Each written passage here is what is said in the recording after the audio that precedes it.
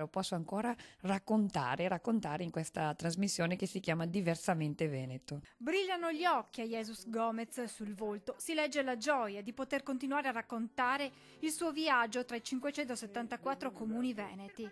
Dopo averlo fatto sui social, l'imprenditrice brasiliana d'origine, veneta d'adozione, è pronta a far conoscere ad un pubblico ancora più vasto la sua esperienza che l'ha portata a percorrere più di 3.200 chilometri a piedi.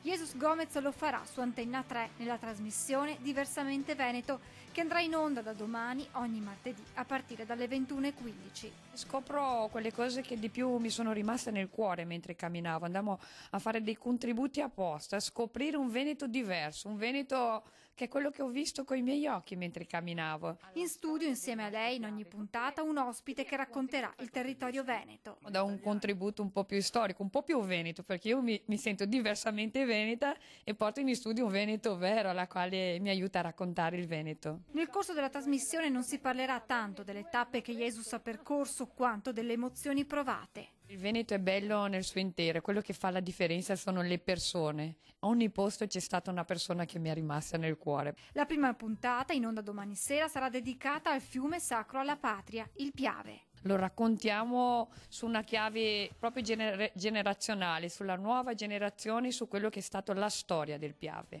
Se dovessi descrivere il Piave in pochissime parole. Magico.